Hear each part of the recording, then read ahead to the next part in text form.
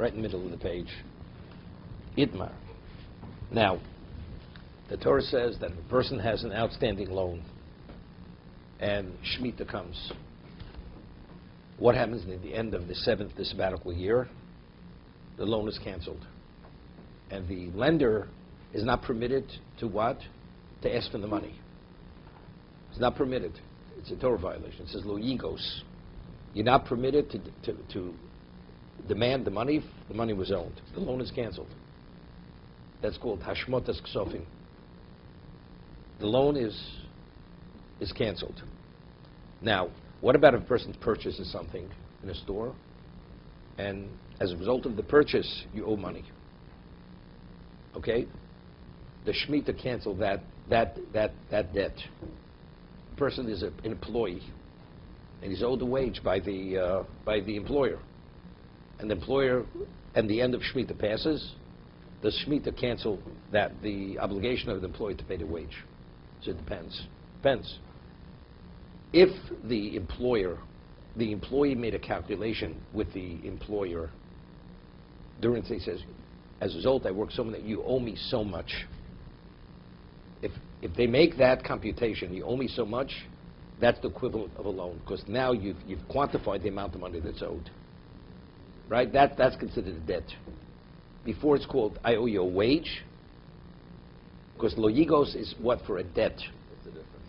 Exersa kosov. That's exersa kosov. If the money is money owed where it wasn't converted into a debt, Shemitah does not cancel that. Exersa kosov. So if you go and you tally it up, say, you're owed so much, if you buy something and you have on your credit, and the person said that because you bought so much, now you owe me so much, that's already, that assumes the status of a loan. We'll see now, because it has to do with a ksuba. A woman's own ksuba, she gets a get, so the husband has to pay the ksuba. And now Shemitah comes. Is the ksuba canceled? Because he has to pay the ksuba. So we're going to see in a moment, Rav and Shmuel, when does it assume the status of a debt to be subject to the cancellation through Shemitah? Itmar. The debt is always secured in the halacha, right? No. Let's say milva peh. Undocumented loan is not secured. Is that subject to cancellation? Sure. I mean, even a secured loan is subject to cancellation. No, well, that I understood. But Definitely. So how do we know whether a debt is automatically secured or it's unsecured? But what you're asking me is not related to Shemitah. Right? No, I understand that, but the question I'm saying is, Okay, if I like use this. a casual statement, I buy something No, from no. you and I say, I owe you, how do we know that's a debt? And what's the mechanism for making that a debt as opposed to, it's a payable? Let's say I buy a piece of furniture. The piece of furniture costs $1,000. So you owe me $1,000. It's understood. Let's say the seller or the buyer says, therefore now I owe you $2,300 because of what I purchased. So because you're quantifying the amount as now that I owe you, that's called a debt. That's the equivalent of a loan. It's not. It's money owed. Money owed for goods.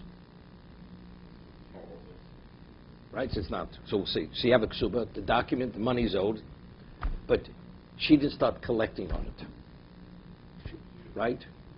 Let's say he paid, she collected any amount of money on that. So that she began, it's called pagama ksuba. She already breached the ksuba, or she vented the debt. The payment started to be paid out. He started the payout. So we're going to see it's machloshim shuv. Starting the payout, is that a sufficient action to cause the money owed to be seen as a debt because he's already paying it out? It would be the same thing, let's say a payment schedule. Person buys something, says, well, you pay it out. Right? So we'll see. Itmar. Meimosai ksuba mishametes. When is a ksuba subject to Shemitah? Rabba meshitis tivgom v'sizkov. You need two things. She has to start collecting. Let's say the ksuba is $1,000. So she says, I would like $100 to be paid to me of the $1,000 you owe me. And then she says, and now, well, he says, I owe you $900. So it's not she took only 100. She says, and the balance is now, what you owe me is 900. So you have to do two things. Starting to collect, and say, and now you owe me 900. It's a loan. It assumes the status of a loan, and therefore a loan is subject to Shemitah. Shmuel Amar no, Shmuel disagrees. She did. Tifkom is, she started to collect. Nothing. Even though the woman says, you owe me $1,000 ksuba, it's not enough. Wait, let's read what it says.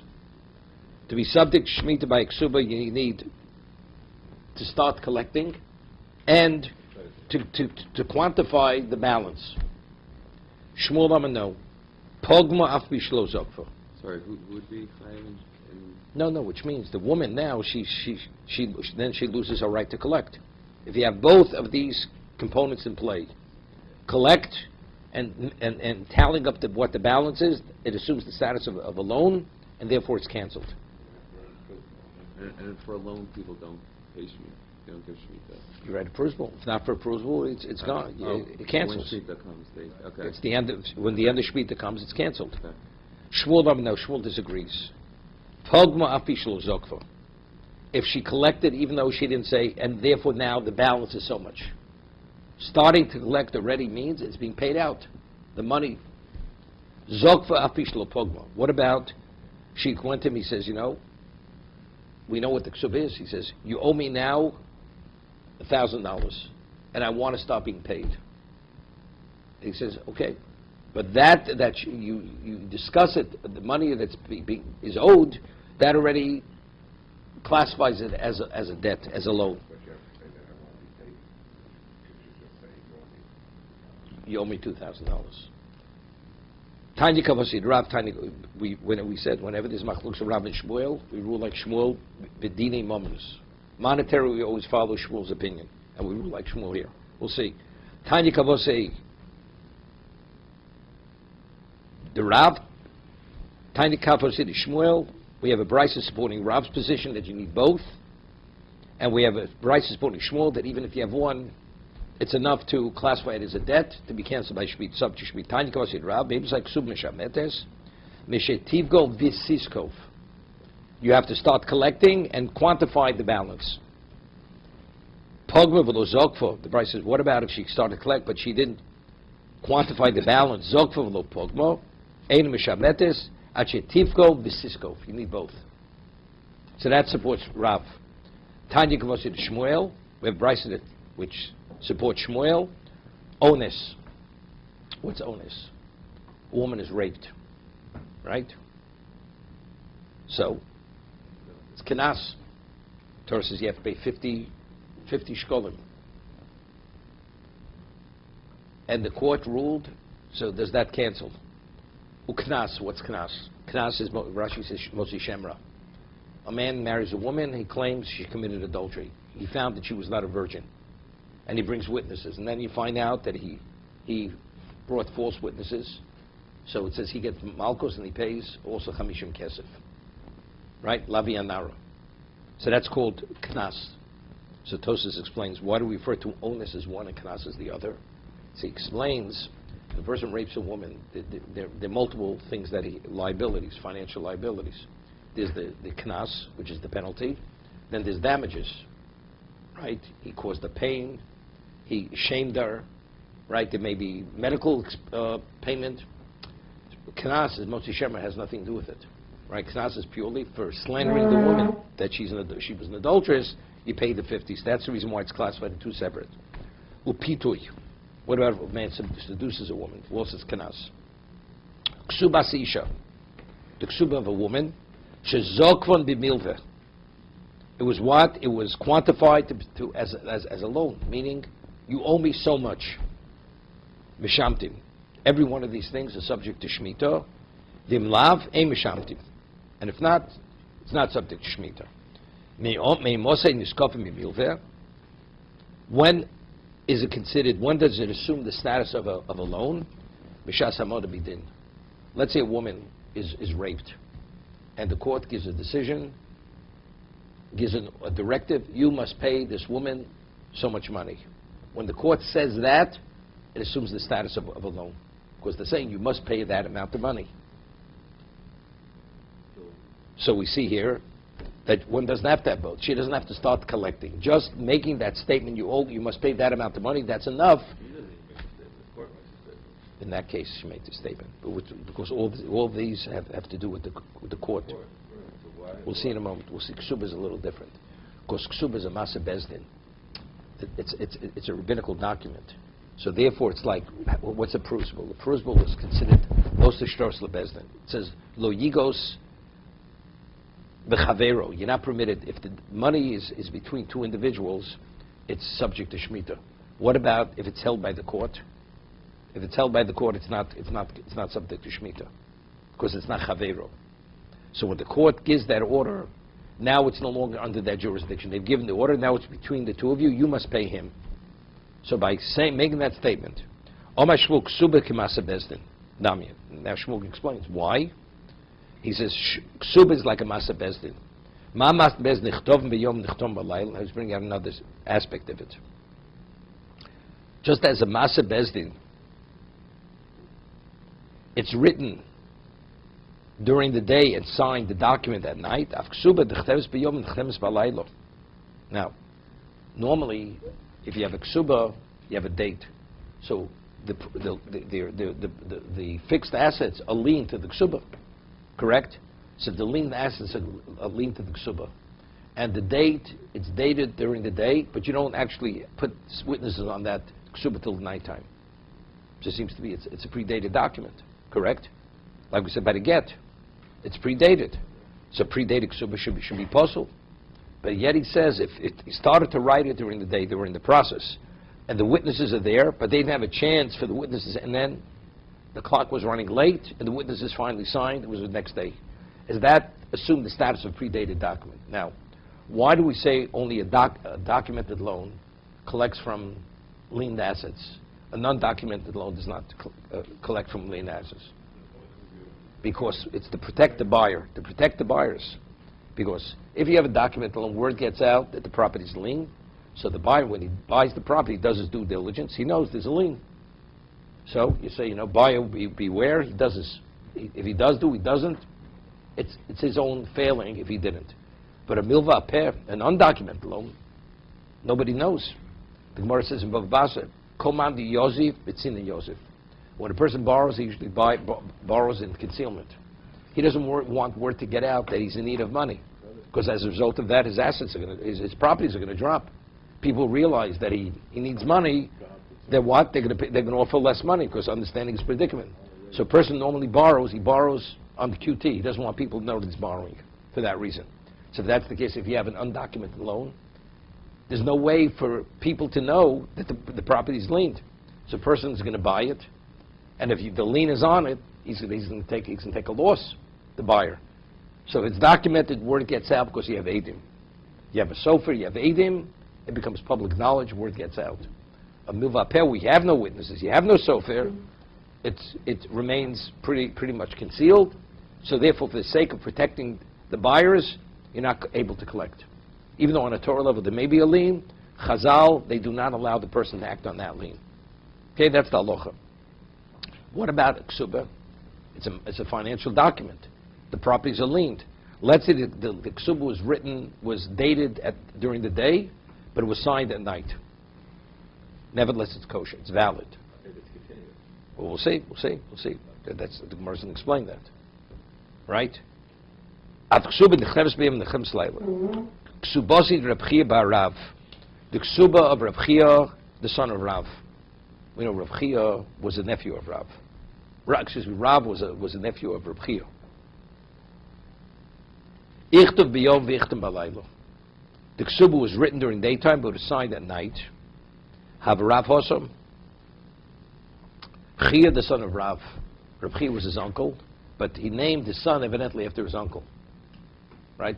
The Gemara says, the famous Gemara in Shabbos on Daf Gimel, that Rav had asked Rabbeinu HaKodesh a question in an area which they were not studying at the time. So Chia rebuked his nephew, Rav.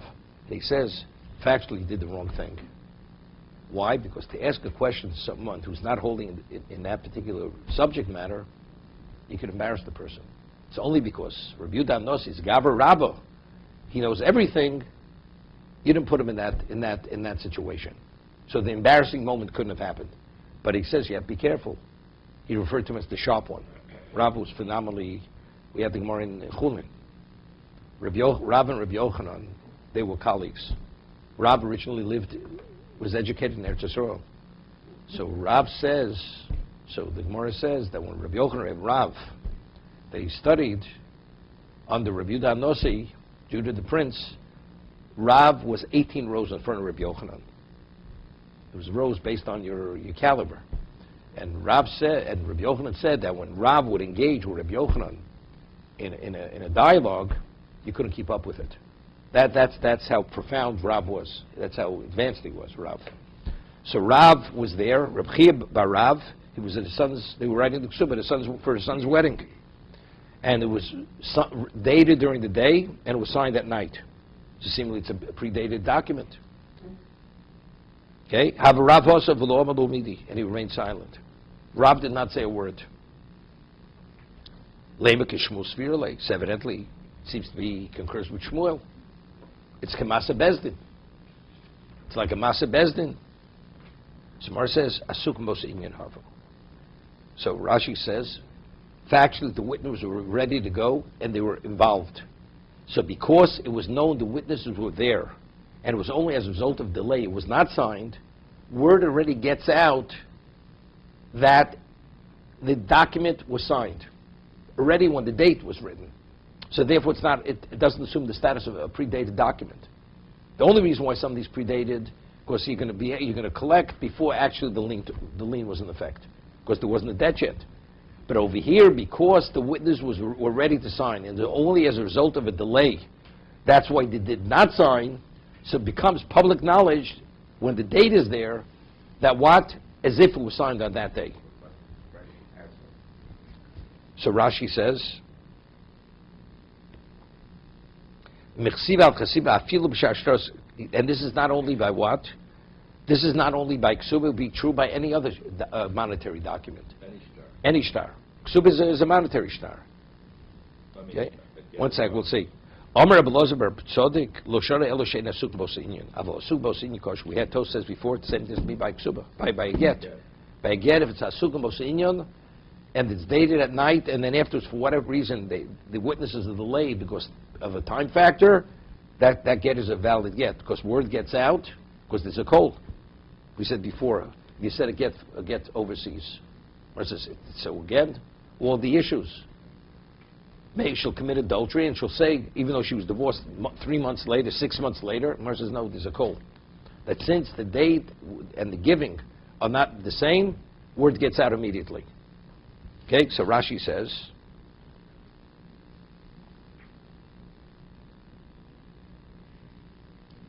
Av ksuba, mishas ksiva nichlus aluchupa, the kiruv chasnus, because they're about to get married, chal shibudo, the shibud, the lien takes effect, afagav lo ichtam, even though the document was not signed, asuba senim mechsivat chasiva afil b'shashtra, lo shonu shtoras ha'chtov b'yom nechon v'layl, amok, asuba senim kevan she'edim b'zumonim lachtom, since the witnesses were set in place and designated to sign elo shebal korchom tzrichim mahamtin et shesim hasofer sashtar, they have no choice. They have to wait to sign until the scribe finished writing the document.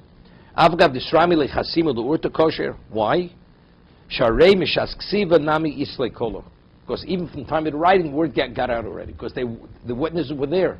So since the witnesses were there, it's the equivalent as if they signed, even though they didn't yet put their signatures on the document. No, we're explaining this. It's not. Because they were meant to sign earlier, it's only, you can't sign a predated document because it's an illegal document. But here the document's not illegal because word got out.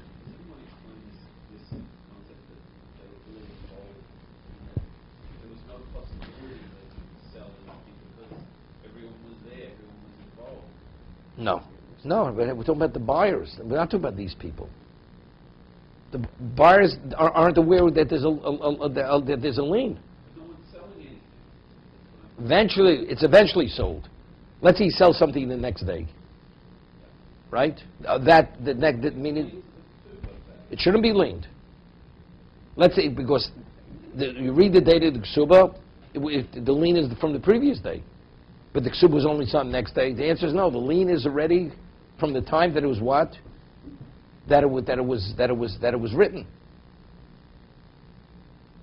Maybe. So, let me ask just a conceptual question. I thought the concept of a ketubah was a rabbinic document enacted to protect the woman. Okay. That's what Doesn't make a Chazal difference. basically said, we're going to create a standard document that protects all women. Because otherwise, a husband at a whim would divorce his wife, but here, because there's going to be a financial consequence, he thinks. The divorce is one-sided.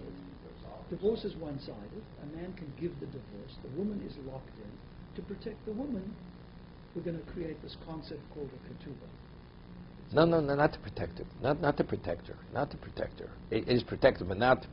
It's not financial protection. It's not only financial protection. At a whim, a man could just dismiss his wife. The answer is understanding that there's going to be consequences, financial. He's not going to, at a whim, he's not going to divorce her. It's not because he will provide for her financially. We don't want him to divorce her. Period. This will discourage divorce. But if he does divorce, He has to there's pay. financial consequences. Okay, but the emphasis is that he should not divorce her at a whim. That's the emphasis. But also, I presume that she should not be penniless. That's not it. That's a secondary aspect of it. Whatever it is, it's a rabbinic document. So Okay. you would think that if the Chazal are doing this, they would put into the ketubah a mechanism to deal with Shemitah. So that Shemitah itself shouldn't come and cancel this concept. They've got the power to do that with the Prisbul and so forth. So just let her write a prisbal. No, but why wouldn't the Chazal, given that this is their document, their concept, why wouldn't they? I don't get it. They automatically, Here they Doing say all the protections in the same document. yeah, put everything it's in not. the document. It's a different concept. We give her a financial document. He owes her money. Now deal with it yourself. What do you have to get involved here? She's owed the money. Everything's in place. Well, but you realize if Shemitah comes, you know something. So go. What, they have to hold your hand from here forever. No. It's any, I think We're that saying first, the any ksuba term is not has to have a canceled. contract, you Only if put she in- starts collecting. Everybody agrees if she, let's say, either she starts collecting or it's quantified. She goes, she says, you owe me so much, I want to be paid. Then, but otherwise it's not canceled. The ksuba is not canceled. Like any other one that's not collectible. So the Shemitah only cancels from Chavero, you said? It's only if it's between two individuals. No. It has to be first. Let's be a loan. It has to be a loan. If it's, let's say, it's you own a debt because you purchased something. That debt is not canceled. Let's focus on, you said earlier that the reason it works with the court. No, masa bezdin. If it's a masa bezdin, but the whole concept of prisbul is that, or it's a document which is it's due to the court, imposing it until it's converted to a loan, and converting a loan means the court gives the directive you must pay. How do we know that the court doesn't count for waiving the debt in Shemitah? Because it's not Chavero. No, the debt has to be held by the court. The whole concept of prisbul, How do we know that? That the court... because it says chavero, because the court is not chavero. You can't say that a husband and wife is not considered Chavero? Isn't that not a Chavero, a different relationship? Chavero means your fellow Jew. Doesn't mean chavero, your friend. It means your fellow Jew. That's chavero.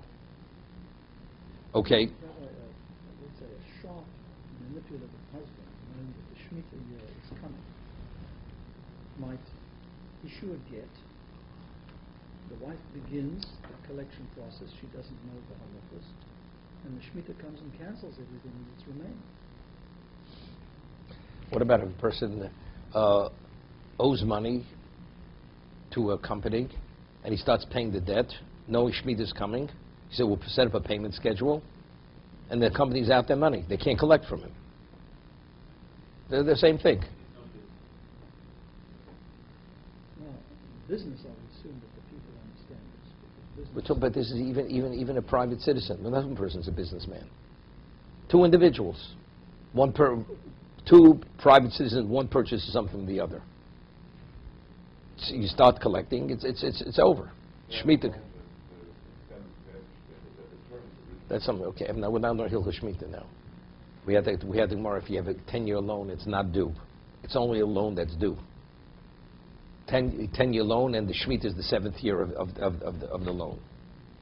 Because you're not able to collect before it's due. Shemitah doesn't cancel that loan.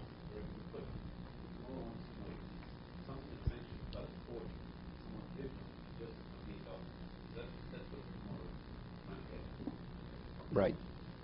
Okay, let's go further.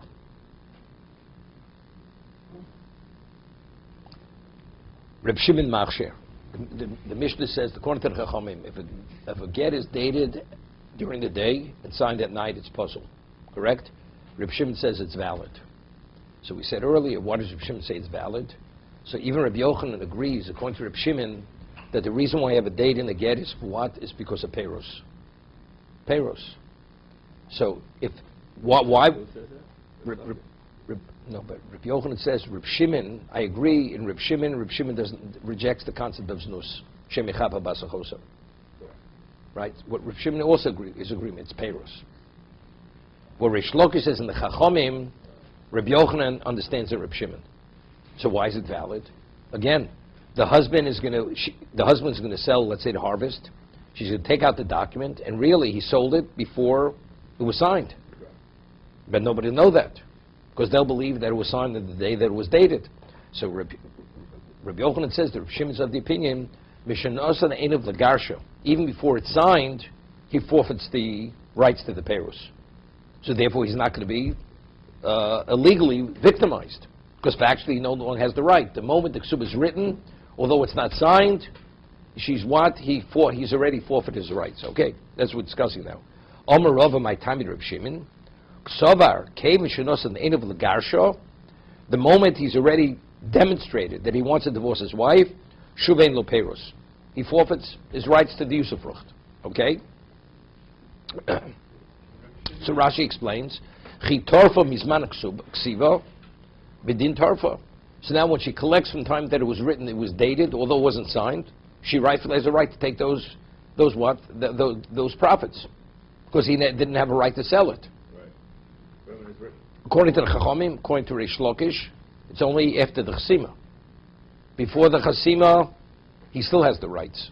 So if that's the case, she'll illegally collect from the people who purchased it, because he had a right to sell it. Reb Shimon is from the moment he makes up his mind, regardless of an action. starting with the writing. The writing, no. If he says, I want to divorce my wife, that's not enough. No, it's got to be right. He has to take some initiative. He has to take a minimal initiative. Lining up Reish Lakish and Reb Shimon. Is that it? No. Rabbi Yochanan agrees. No, Rabbi Yochanan, No, Reish Reish Lakish. Lakish, His channel is basing it on Reb Shimon, correct? no. I Reish thought Lakish says that was the tonight source of Reish Lakish. No.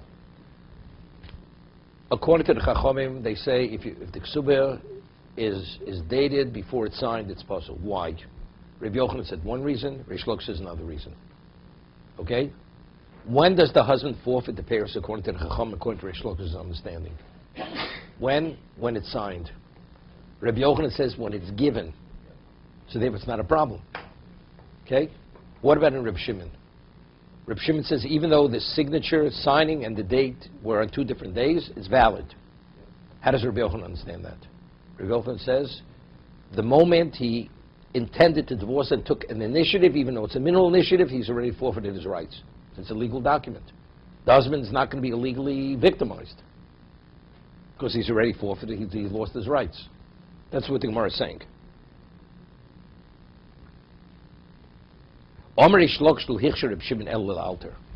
When does Reb Shimon say that he forfeits the right the moment it's written? That's only if the ksub is, if the get is meant to be given immediately. No delay. But let's say if the get was meant to be given after 10 days, not immediately. After the travel time or just... We'll see. Why? Chayshinon Shem B'Piyes. Now, we get earlier, if a husband has relations with his wife or even secludes himself, sequesters himself with his wife before the get is given, rabbinically we invalidate the get. Why? Because let's get Yoshon. Because people will say that the children were born out of wedlock. That's what they'll say. Okay? So rabbinically, so there's a chance, since the get did not yet take effect, if it's signed to be given immediately, the presumption was given immediately. So there's no issue of get Yoshon. But what about if it was meant to be given after 10 days? In the interim, he may have gotten together with her.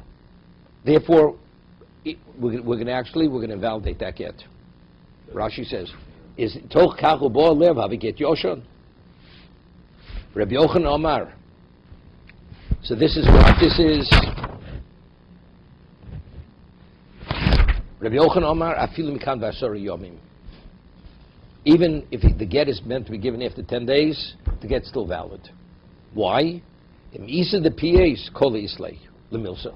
Because if they reconciled, there was a reconciliation between the two of them, and they got together, word is going to get out. Word will get out. Shashchenim, hashchenim, shomim, tagruk, totish, beinish liishto. This neighbors hear them fighting. The quarreling, kashe yishkot esrivam, hakol margishim. All of a sudden they hear this quiet. The moment they hear it's quiet, word gets out, peace has been made. There's some kind of reconciliation. The moment they have if they have the continuous argument, fighting, and quarreling, nothing has changed.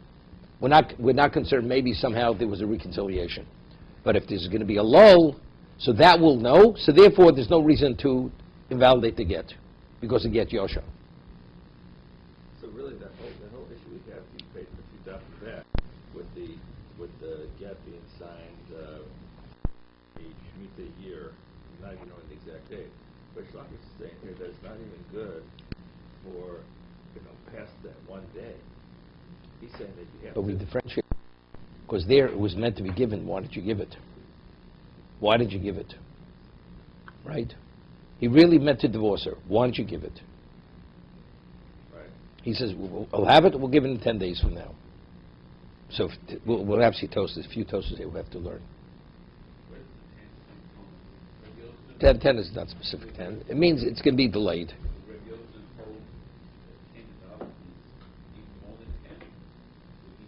Same thing. We'll see. Same thing. Whatever amount of time. We'll see. Itmar. Omar lasora kisu get lishti. Person says to 10 people, I want you to write a get for my wife. Omri b'yoch shnai mishum edim, v'kul mishum tanai. It's very interesting. Mar's going to show a halachic difference. Person says, I want you 10 people to give a get, be involved in giving the get to my wife. So 2 witnesses are sufficient to establish the get, right? 2 enough. So the additional 8, what exactly is their involvement? Is it only conditional? So if it's conditional means, then really not witnesses. But he says, I want their signatures on the document. So now there's a question, what happens if he's carve apostle? The additional 8, if it's only a condition, they're not signing as witnesses. He just says, I want them on the document. If he says, I want this document to have 10 witnesses, so if that's the case, if any of the 10 are carve apostle, even though they signed after the 2, it's possible to get. Don't get is not valid. Doesn't make a difference, because he says this get has to have 10 witnesses. But if it's only Tanai, it's only a condition that the get could only be a get if the additional 8. So Rashi, because he wants to embarrass her. He wants to embarrass her. Well, let it really be known what kind of woman she is. She deserves to be castigated. So then it's a Tanai, regardless, even the carve apostle is valid. Which